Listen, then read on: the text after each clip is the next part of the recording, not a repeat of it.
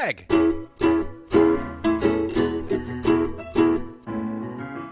Mike.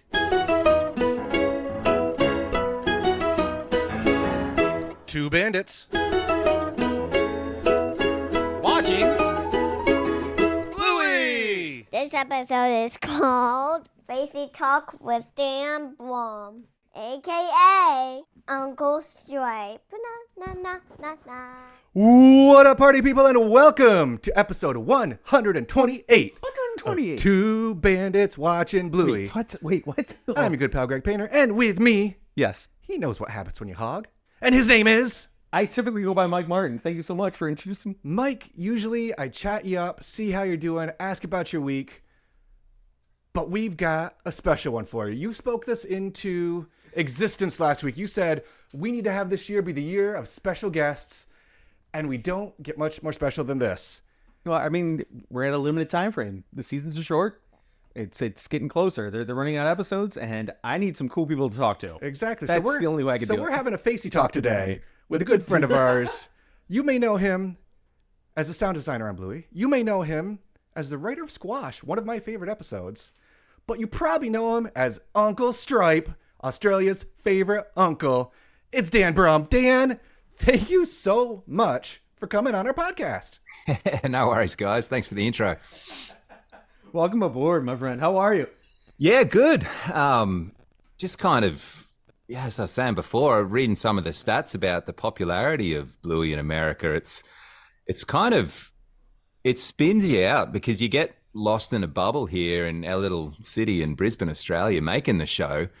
You know, it's full on, and you're sort of in your studio. You don't sort of look. You kind of.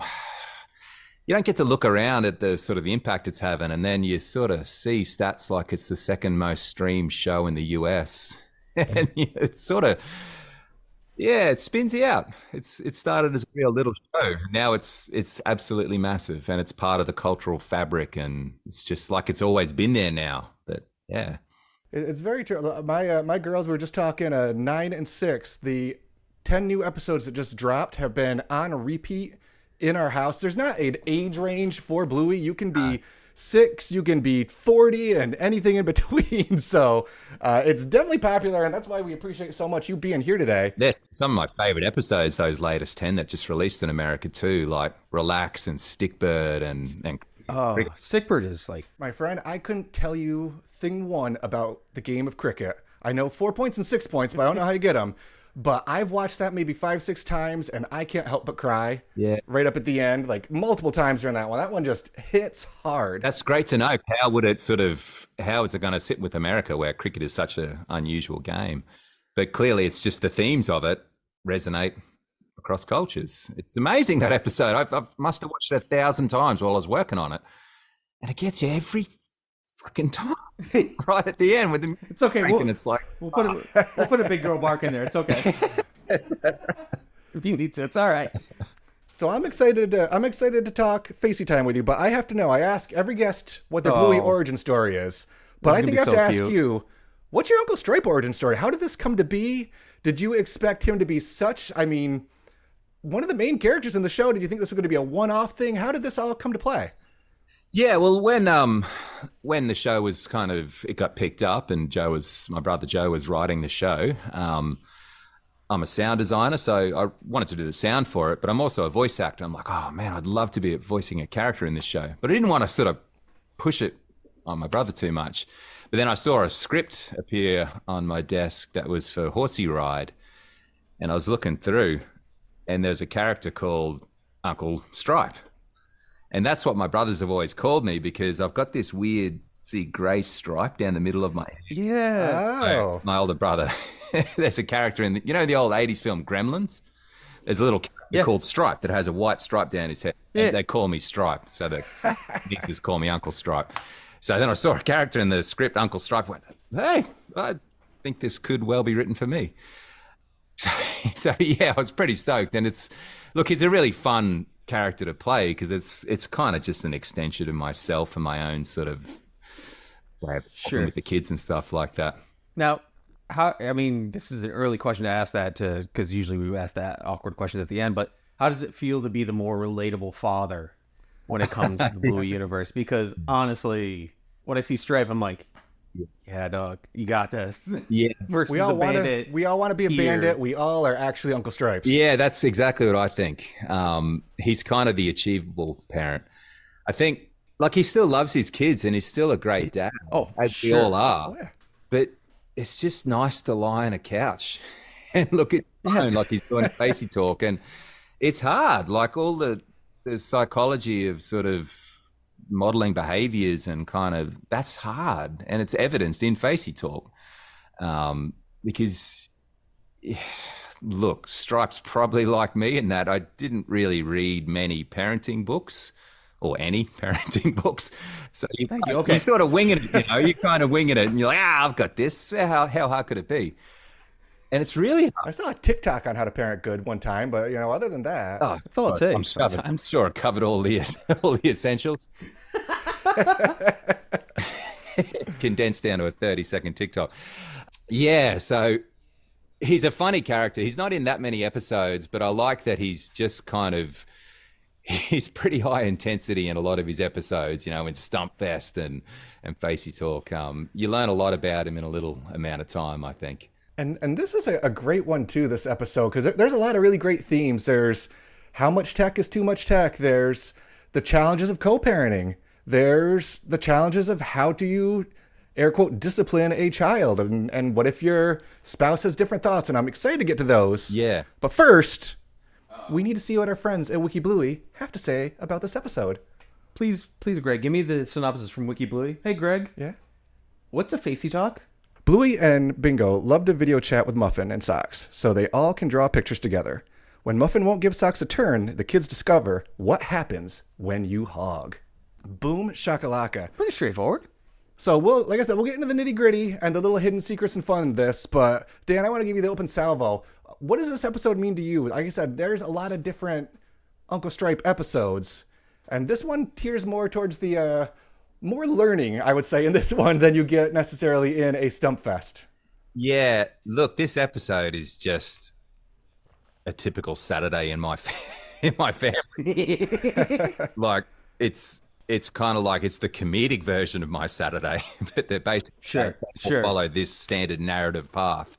So I've got 2 daughters and then a little boy, and my eldest daughter is a muffin. She's lovely, she's high energy, and she's willful. Of course. So yeah, like this was basically method acting, this episode for me.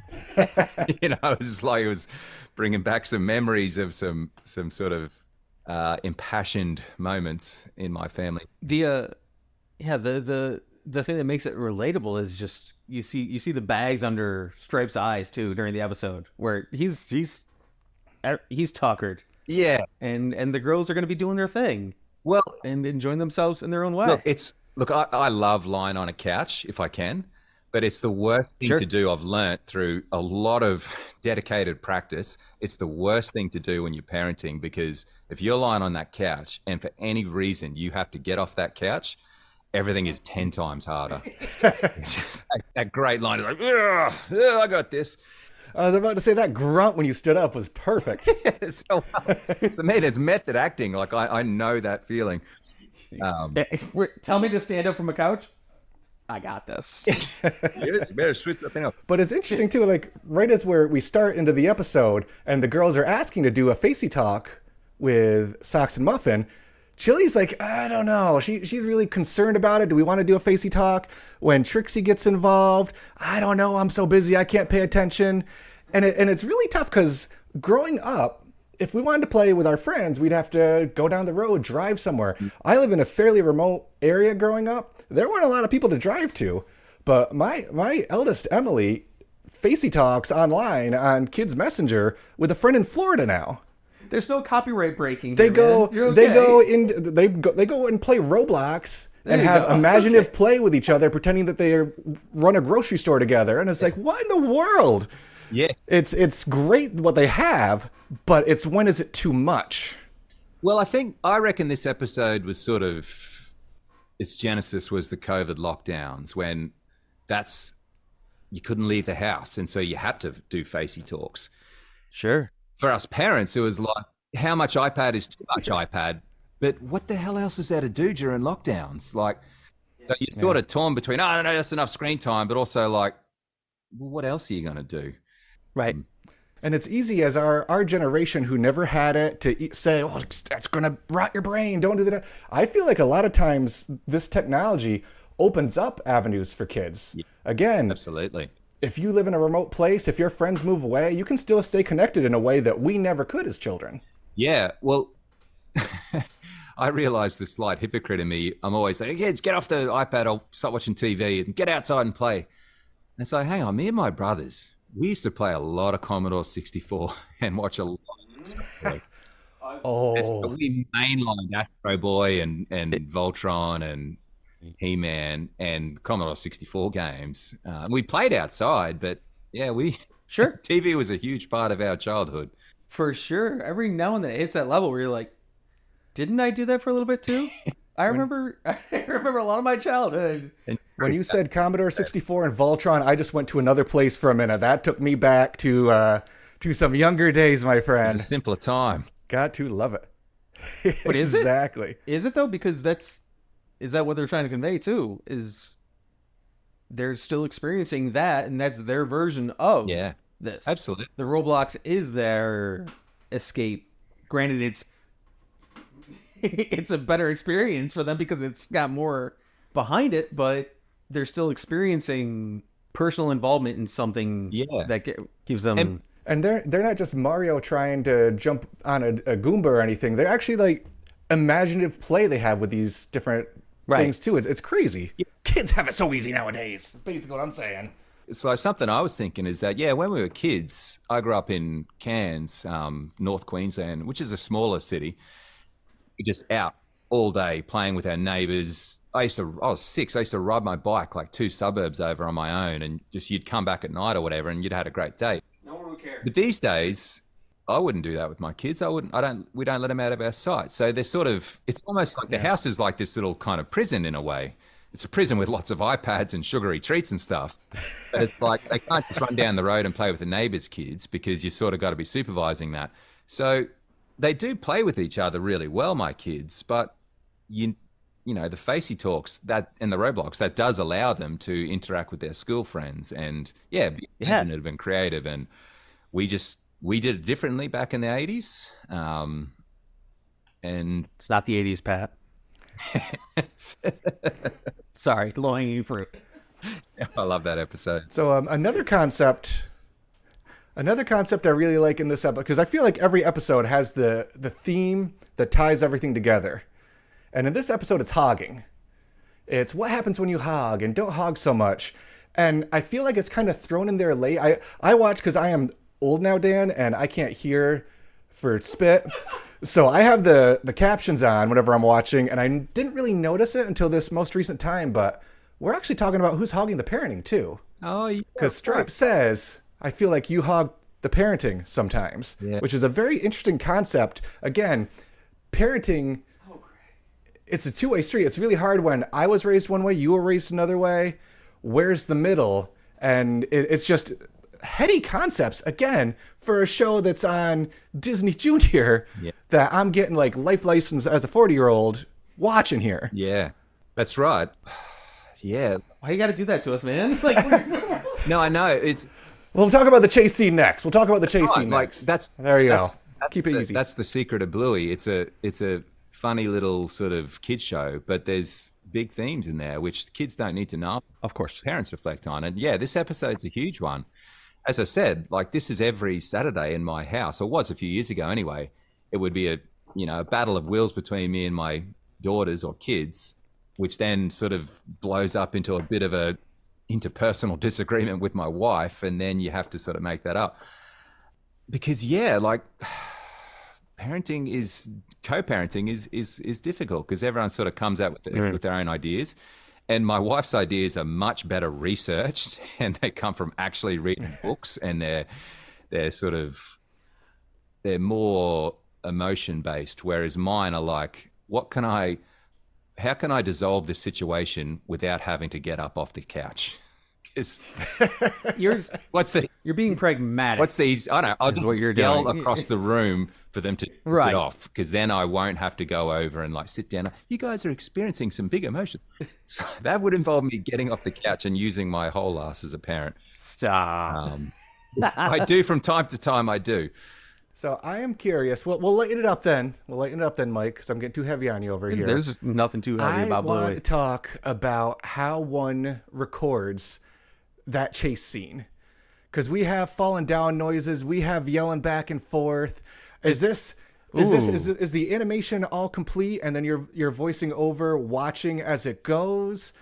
Are you kind of improvising some of the things that come out of Stripe's mouth? Like, how does that process kind of work? Like, you're gonna have to run faster than that if you want.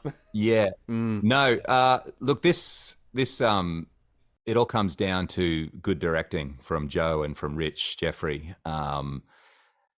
Because nothing's animated. We've got not even a storyboard. It's just a script at that stage, and Oh wow! have either Joe or Rich in the booth or in the recording studio, sort of talking to you, and they just know the scripts so well. Obviously, Joe has written them, so he knows how he wants every line delivered. He knows the timings, he knows the inflections, and so he will, he'll let me have a go at it first, almost humoring you, and then go, yeah, that's good. I do it like this, and he'll say the line, and you just kind of end up copying his style.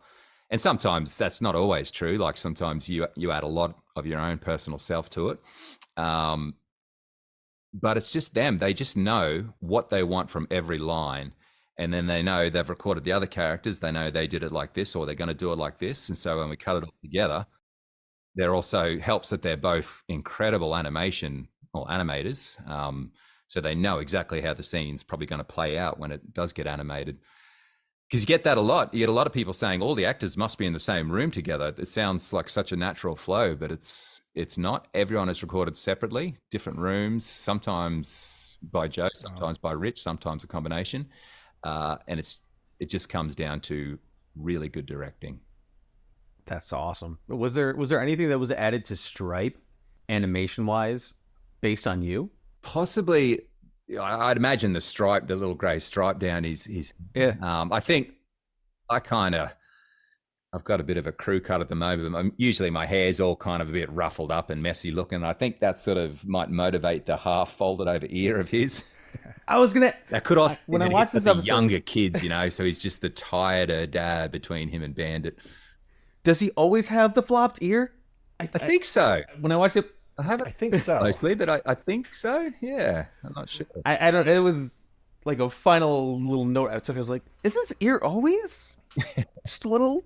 Because He's been through some things. But that point sort of motivates something we said earlier, that every dad wishes they were a bandit, but they're actually a stripe. Right. I read a lot of comments online saying, "Oh, Stripe is such a bad parent, the way he parents Muffin and stuff, and Bandit's heaps better." But it's like, well, yeah, but Bandit's kids are older. Stripe's kids are 3 and 1, and that's a hard time to be a parent. Like, that's your kids are just little animals at that point. There's no rationalization. It's whatever happens, and you're just trying to keep the walls from being not on fire. Yeah. She's 3. She does not understand what the concept of time is, and that's a little blip of. She knows the concept of cow, boy, hat, though. Yes. Okay. She sure does. I can't with you. Yes. But that's good, because timeout, at least for us, timeout was, again, the muffin age. Because if you have to stop doing stuff for 5 minutes, that feels like the end of the world at that age. Whereas they get a little bit older, you can get a little bit more creative with punishment. It's great. Yeah. It can turn into, that Roblox tablet goes away for a couple days. That can turn into this and that. But when it's there, it's just, I think the most horrible punishment my kids ever suffered was about a 3-minute timeout of just sit on the stairs and think what you did when you're 3. And that was the longest 3 minutes of your life. Ever. Is that how it works? I learned it today, I think. Timeout is based on how many years you are old. And that's how many minutes you get for timeout. That's a great question for my wife, because she's the one who told me the time lengths when we do a timeout. So I'd have to sit by myself for 40 minutes? That'd be harsh. My son told me today I was going to go to timeout, and my wife, Carrie's like, That's going to be 37 minutes. I was like, wait, why? I'll take 42 minutes of timeout any day of the week. My dude, 100%. But that's what's so great about this episode. It's that joke of Stripe, of Trixie saying, we don't do timeout anymore. Stripe's like, what? Since when? That's true. It's like, my wife she's like the boss of how we sort of raise our kids, really. And she's got her methods, and her methods update based on her reading. But I'm just kind of following something she told me once and thinking, that's what we do. So I'm still like, oh, you got to time out. But like, she's moved on since timeout. But I don't know that. That was 2021. What are you doing, man? That's right. Long-standing psychological trauma to my kids. So it's a slight sidetrack, but you made me think of it. Go for it. Saying how we don't do that anymore. That's followed up by "You're never here." I'm not sure if it's canonically been said or if you just have a headcanon. What does Stripe do for work? Because they live in a ding-dang mansion up there.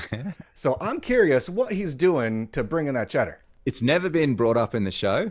So I don't know. I think it's left to everyone's imagination. What's in your imagination? Ooh. When you go to that place in your mind. Dan Brum canon. Well, he goes to Bali. He's got a house in Bali. Is he in sports? I don't know. He's got the camper. He's got the camper. He's got a nice looking house. Certainly in Faceytalk, he's got a pretty long upstairs hallway. He's buying Power Wheels for Muffin. It's whatever he does. Like you don't have to tell us he's laundering money for a cartel, but just wink twice. And it's not a visual medium, but you might need to contact the writer on this one. I think. I love it. Perfect. But we get into that part where it's it sounds like you are doing the smart thing, which is what we are also doing in our lives, where following the lead. But sometimes it's hard when you have that parenting moment where we're doing this. If this doesn't happen, this is the consequence. But then you have that sidebar with your missus or your partner. That's not what we do. That's not how we do it. It goes from something that's a disagreement with a kid who's in air quotes trouble, to now, having that hard conversation where, hey, let's put that on mute right now. Yeah. So they can have that moment together. And yeah, because Bandit recognized he's had a million of those with Chili, I bet. And he knows it's not easy. Like even today, breakfast were a bit of a sort of a free for all in our house of kids just eating whatever they want. And we're trying to make them eat healthier. So I instituted this new sort of breakfast menus for each day of the week with lots of options and stuff. And today was a smoothie. It's like everyone's looking forward to a smoothie day. But what turned into what should be this awesome thing degenerated very quickly into a massive, every family member of the house arguing about what type of berries were going to go into the smoothie, which led to a serious Stripe and Trixie moment in the pantry with the kids away. It's ridiculous. Parenting is ridiculous. I'll take the leftovers. I don't care. This is what's going to be happening when you sign up to be a parent, that you'll have not a fight, but a heated discussion with your loved partner about why there isn't a certain type of berry in the smoothie because one kid doesn't like that berry, or it's so... And it's 8:12 in the morning. I know, totally. But it's so important to get that stuff right. Yes. But that's why it's kind of funny when you're not in the moment anymore. In hindsight, it's funny. You just spent so much at the emotional energy saying, but blueberries are delicious. You like them in other things. Why don't you like them in smoothies? It's the same berry. Now, not to knock Stripe in the situation. I feel like that's sacrilege where we are right now. Stripe. But he could be knocked in this situation, I think. Was there being a time frame for Muffin to do a cowboy hat a bad decision? Because that was a gorgeous cowboy hat she was creating. She was so close to being done. And she wasn't done. And he's like, setting a timer. He didn't tell her how long either. Yeah, that's right. He just said, setting a timer, babe. That's the Jordan Peterson chapter, is never interrupt a kid when they're skateboarding. It's like Stripe is interrupting Muffin mid-picture. And she's in her world. There's the other outside world doesn't exist to a kid who's drawing a picture like that. Yeah. So it's never going to work. But that 3-year-old will always be drawing that picture. And so at some point, you have to share it with their sister. And I've been doing this for 10 years now. I still don't know the correct way to handle a situation like Okay, that. cool. If you guys know, please tell me. I was just impressed with Muffin in general for being able to get that high resolution of a cowboy hat going down from the tablet to the phone when she swiped Stripe's phone there. That was still a pretty solid cowboy hat. And I do a fun thing, because the animators on this are amazing, and I'm sure everything. It sounds like everything's very planned with what is done here, but I very much enjoyed. Socks was just sitting there, drawing her flowers, no reaction to the world behind her. Yeah. And poor Bingo and Bluey, their hands are clasped together. They're in shock half the time. They're just concerned for the world that is happening. But Socks is like, dude, this is just a Saturday. Kind of like you're saying right there. She is used to the madness. Finally got the iPad. While all this mayhem's going on, I finally get this thing and can just draw my pictures. Now's my time. And there's a full moment of zen with Socks. What a great I've seen a couple posts here and there of just people said, watch Facey time, but just watch Socks. And it's the most zen-filled episode. Everything's cool. Everything's going on with Muffin, and Socks is just drawing the whole time.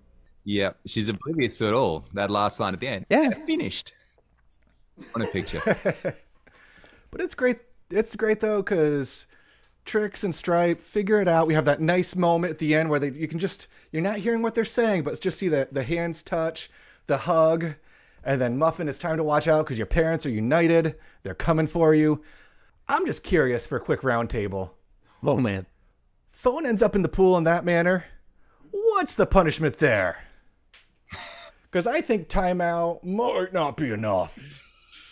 What do you do these days? How do you discipline kids these days? That's what I still don't know. The way that she hits it too with Muffin is she shows she's 3 because she used her Muffin voice. She goes, saw we. Like, yeah, it's a 3-year-old then. Like, what? Accidents. Oops. Like, Oops, all days. You can only do so much to a 3-year-old. Be like, do you want me to teach you the concept of currency and what this? No. She doesn't know. She's like, I can't draw cowboy hats for a week. So no tech for a week. That's where I'm going. Yeah. I'm tough, though. I don't think I'm tough. it's going to be. Granted, I have a 9-year-old and a 6-year-old, so that's I'm not in the 3-year-old mindset where a week isn't a real amount of time. How did she drop it? Was it a trip? Did she bump into Stripe's foot? Was it I believe we tripped on something. I can't remember what. That's a bad squeaky toy. I remember doing the squeaky toy sound effects. I think she squeaky toy. Thank you. But that you would know, you were there. See? That's the thing. It's like, that's it. You're not going to get your iPad this afternoon. And you're like, oh, hang on. That's a punishment to me because that's my break. Stepped on the squeaky toy. You broke my phone, but and just the button they put on this one. It's Bingo's turn now because we know what happens when you hog. Just it comes full circle as a lot of these episodes do. We've got a couple questions for you in a minute, but I just want to give you a chance to close this up here on final thoughts on Facey time. Look, I love Facey time. It's obviously a big Stripe episode, which is a lot of fun for me to do. It's it's hilarious, but it's a very real depiction of parenting. And how do you solve these kind of things with the 3-year-old who doesn't quite get reasoning and logic? Maybe there is no actual answer. Maybe it's just a bit of it's like at the end when Trixie's like, that's it, time out. Even though she doesn't do time out anymore. It's like, what do you do? What do you say to someone who's 3-year-old that's just dropped your phone in the pool? That's just gone outrageously too far. Should have had the pool cover on it. I think that's right. I think that's it. It's like this episode, it's like there's almost no rhyme or reason to parenting at this stage. I love it. So I have to ask a question that everybody needs to know. Just a bit of advice. In being Uncle Stripe, how do you give advice to the entire world as the father of Muffin? What advice do you give to a Muffin's father? Yeah, right. From Uncle Stripe. Well, that's the thing. I was a Muffin's father, and I think I was probably wildly just trying to survive the period. But certainly my wife's advice that she gives me now, which is applicable very much to that age, but to my current age, which is 10, 8, and 4, is just lower your expectations. You know, I think a lot of my problems is expecting too much from kids, and particularly a 3-year-old who hasn't quite understood and is entirely self-oriented. And this is coming from a huge Muffin fan also. I'm like, Yeah, massive Muffin. she is who she is. Yeah, totally. She's wild and outrageously funny, and we in a later episode she's learning the emotional side of things, but they don't have that dialed in yet. And I think lower your expectations. So don't think that they have this rational mind to them, because they don't. It's developing, and if you're not surprised by that, I think you'd go through a lot less angst. That's awesome. Do you have can I do a follow-up question? Yeah. Do you have a favorite Stripe episode Ooh. that you've done? And obviously Squash it's so good too, but Look, Squash is off the board. yeah, I do. I love squash. That's a true story. Like, Joe and I used to play a lot of squash, and you could not beat him. I beat him this one time, and it was like, I still brag about that one time out of 100 games. I beat him. So I love squash. You know, I actually love Fairy Tale, which is a Stripe episode, but it's not me, Stripe. It's the younger version, because it's such a great 80s flashback without being a kind of a corny 80s flashback. And again, that was me and my 2 brothers. I'm the youngest, and I got teased a lot by Joe, who's the middle brother, playfully sometimes. But I really feel that episode, and I think it's just such a beautiful little episode. So it's kind of a Stripe episode, but kind of not a Stripe episode. Oh, it's acceptable. Come on. I'll take that answer. Well, we do have what we do every episode, our final 3 questions, which start off with Dan. What was your favorite thing about Facey time? I mean, I love favorite moment, favorite line, anything. Lying on the couch texting, and then that groan as he gets up off the couch. That cracks me up, that line, every time. But I love Socks. Socks is just this beautiful, calm 1-year-old in her own world that's finally probably lives under the shadow of a wild miscreant daughter a lot, and she's finally been left to her own devices on this thing. And yeah, it's beautiful to watch her. Greg, what about you? What's your favorite thing? My favorite thing was when Bandit just showed up, seeing what was going on, watching the screen, just laughing like classic Stripe. Just he drops the classic Stripe a few times here and there through multiple episodes, and it's up there for one of those fun little Bandit one-liners. The little laugh is like, ha ha! I can see a little brother struggling with the kiddos. Been there, done that. Classic Stripe. Hey, Mike, what was your favorite thing? I would say over under. He says classic Stripe at least 7 times in the entire seasons. He just plops it here and there. Classic Stripe. My favorite part was cow. She just pushes the limit, and she knows she's going too far. She's like, you know what, Thelma and Louise, let's hold hands and go over the cliff.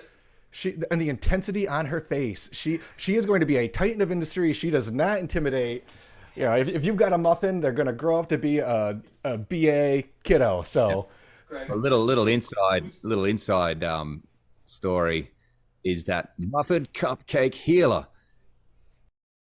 They're in the booth, and they were doing that line. It was Muffin Healer, and then Joe sort of said, "Oh, what would Muffin's middle name be?" And the kid who plays Muffin just went, "Cupcake." Oh, the best. That's amazing. Come up with such an excellent middle name for Muffin than Cupcake. Nobody, you could spend 6 hours in a writing room being like, It's true. We had Bluey Christine. That's fine, whatever. But Cupcake, that kiddo, again, they're going to be a writer. They're going to have their own show someday. socks, mitten, healer. Yes. Greg, I mean, not to name 2 names there, but who's your favorite character of the episode then? I gotta know. My favorite character, and it might just be because I'm staring at him, but Uncle Stripe. This is a great Stripe episode. This is from just laying down on the couch, staring at the phone, to chasing around, to since when don't we time out, to just that really good moment. He was He was all over the place. He was a strong character. Yeah, and even just the small things like, if you don't stop, I'm going to turn this call right off. And then all the kids yell, like, okay. Yeah. Like he's not trying to escalate the situation. He's trying to de-escalate and just can't get there.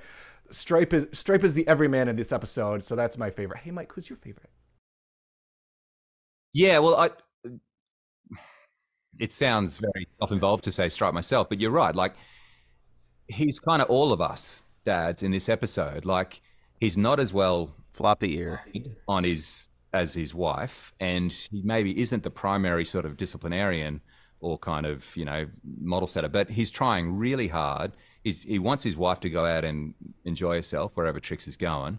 He's trying hard. He doesn't quite know all the right strategies, but he sincerely wants to be a better dad. As you hear him in the bathroom with Trix going, this is how I do it.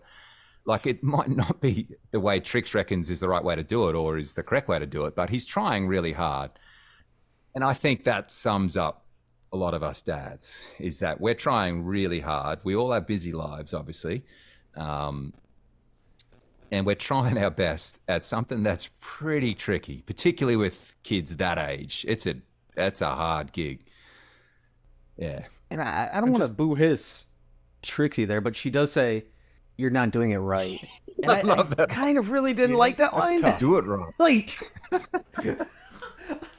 how am I'm parenting wrong. Okay, I'll undo. Like, it's a difficult stage to get to that point in time to be like, I am a good parent, and she's like, "You're not doing it right."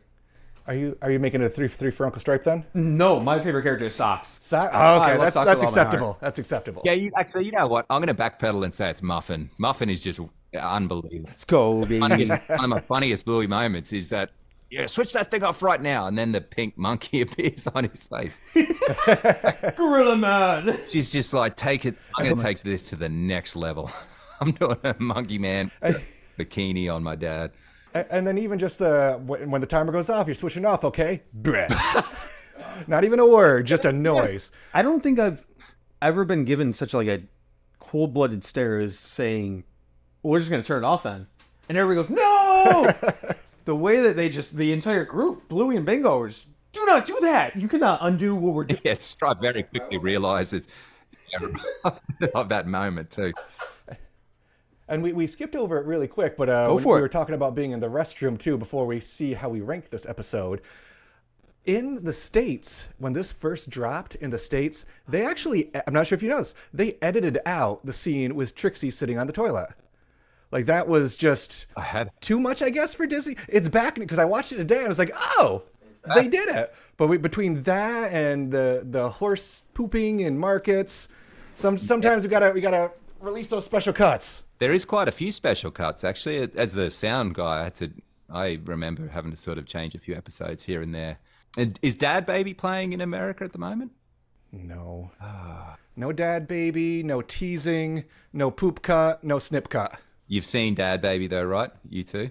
Oh, yes. So good. That is an Quality pet episode. I say around my house too a lot, that's not teasing. That episode hits home in a big way. But before we get too off track, because I know you've got a life to get to, you're just having breakfast and we're about to have dinner. Yeah. Mike, how do you rank? Well, let's show Dan how we do this. How do you rank this episode? I think in the end, after all that, I want to rank this episode 37 minutes of timeout that I learned that I get to have today, because that's the time that I've allotted my years on age. So that's the way I got to do it. What about Dan? How do you rank this episode of Bluey? I'm going to give it one great big cowboy hat. I love this episode. I think it's even just for that line of Trix's of like, I read it on a blog. It's like everything is so well timed and yeah, I love it. It's such a great episode. What about you, Greg? I don't remember what episode you said it was because it's a weird one. 128. I rank this one a lovely field of flowers drawn by Socks. Aww. Dan, thank you so stinking much. We appreciate you. We appreciate your time. Anything you would like to plug? Other than the show Bluey, which I think we're all pretty down for. Yeah, I think that about covers it. No, but it's great to chat with you guys. Thanks for having me on. Thank you. Yeah. Uh-oh. Greg got to do his last thing, though. Appreciate it. Really quick on our side, linktr.ee/watching Bluey. Shirts, merch, socials, TikTok, all that good stuff. P.O. Box 2372, Syracuse, New York 13220. Send us a postcard. Send us whatever. We like it. Makes our heart Love happy. it. Understand. Give us your takes, your feels, watchingbluey@gmail.com. And lastly, Here he is, folks. and most importantly, My dude. if your 3-year-old throws your phone in the pool, be sure to take it to TMH, Best Mobile Repairs in Anner Lake, Queensland? Did I nail it in one? Annalie, there you go. Hey! The Mobile Hub is a chain of stores since 1912 specializing in immediate repairs of smartphones, tablets, 1912? desktops. 12, hang on. Or 2012, that too. Whoops. And gadget repair. I love you. Themobilehub.com.au. Dan, not working. again, appreciate you. It might be weird to hear Uncle Stripe say this, but we have an outro that we do when we finish up. We say it's got to be done. So, hey, Dan, I'd like to talk to you for a couple more hours, but It's got to be done. it's got to be done. It's got to be done.